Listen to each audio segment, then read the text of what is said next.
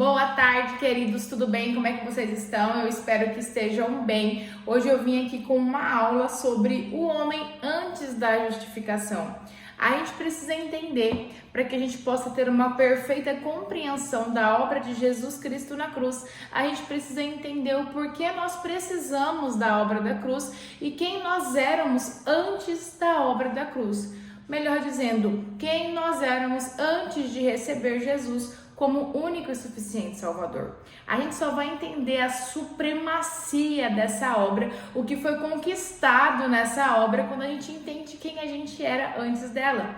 Porque quando você não tem uma necessidade de algo, você não consegue entender o quanto isso é importante. Por exemplo, eu preciso de dinheiro para ir ao mercado, então o dinheiro é importante para mim. E quando você entende que você precisa da obra da cruz para ser salvo, para ter acesso a Deus novamente, você entende o quão preciosa ela é, certo?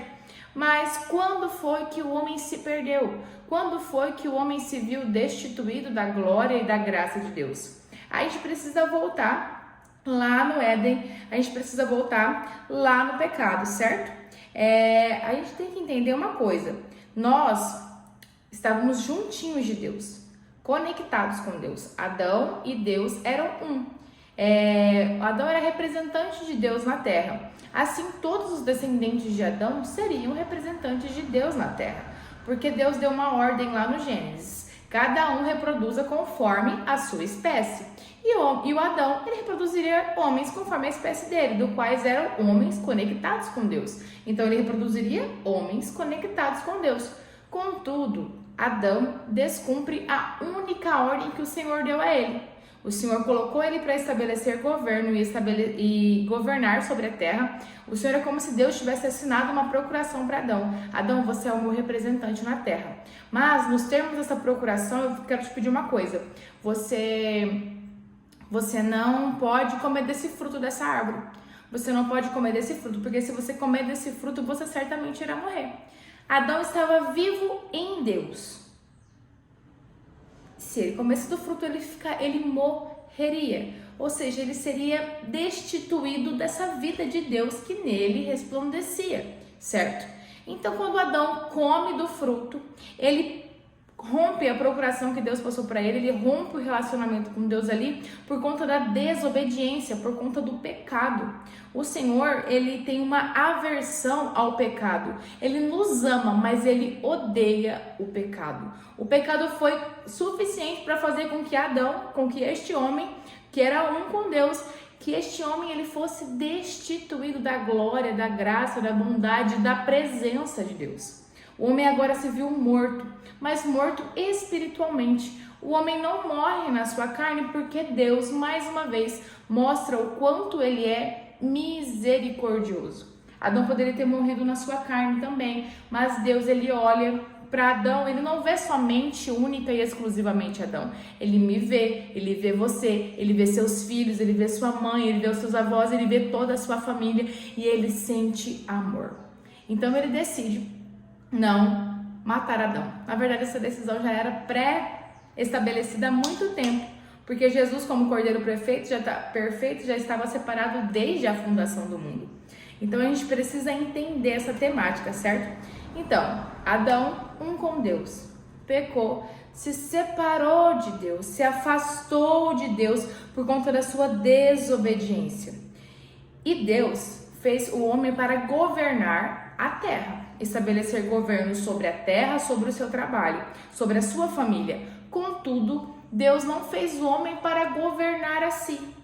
Por isso que nós éramos conectados a Deus, para que o Deus nos governasse em tudo que fizéssemos, porque Deus sabia o porquê tinha nos criado.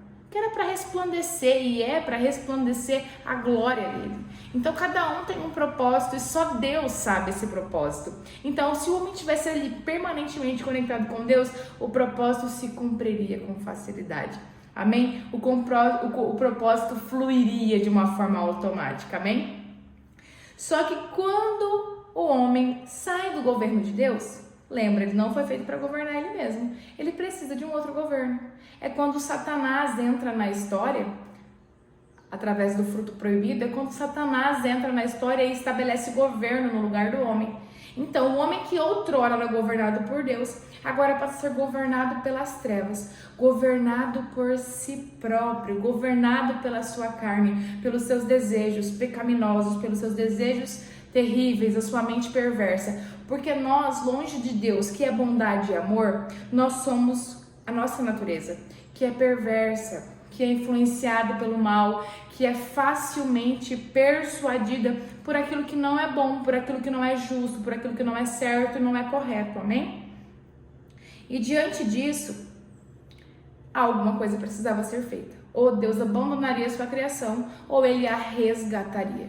E a gente sabe que Deus ele é bondoso e misericordioso, ele jamais deixaria a sua criação abandonada. Então,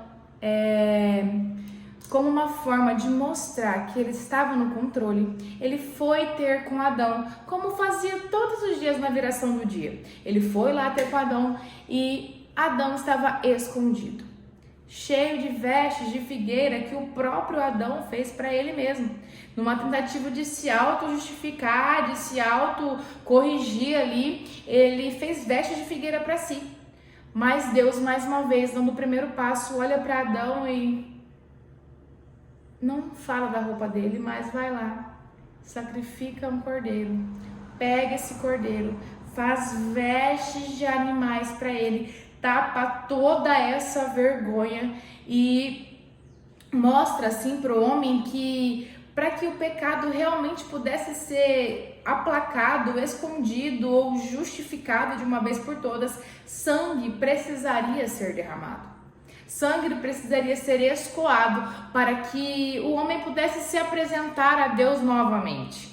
E assim Deus faz as vestes do cordeiro, e mostrando mais uma vez para o homem que o homem não resolveria, mas sim ele teria capacidade de resolver esse problema.